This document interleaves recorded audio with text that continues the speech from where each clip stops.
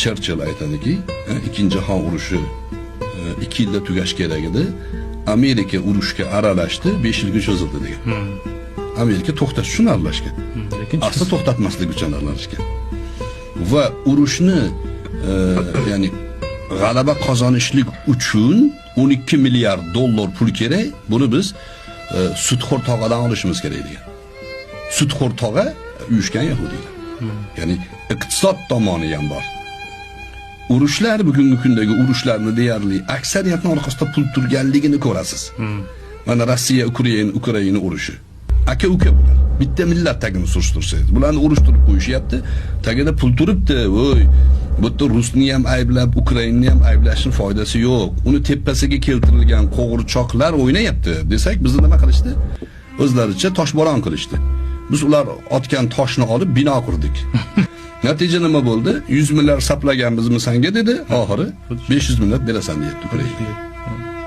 Tepadagi qo'g'irchoq ketadi, o'ladi, xalqni pulini olib qo'yapti. Nimaga desa, George Armstrongni o'qimagan ular. Shuni o'yiniga o'ynaganlar. Tepadagilar buni tatbiq qilyapti.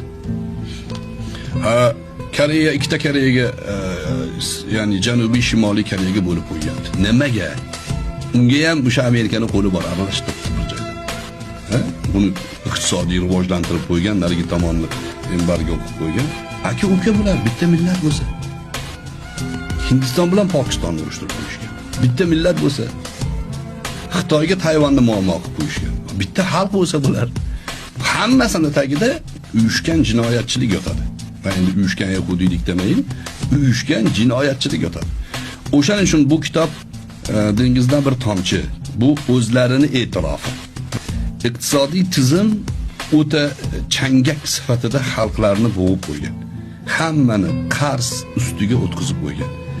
Kitobda ko'rasiz, qarzdorlik masalasi shunaqa ko'tarildi. Men Nasiya savdo haqida ko'p odamlarga jon kuydirib gapirib yotibman. Bir kishiga yoki bir davlatga to'lolmasligini bilganimizda qarz berganmiz degan.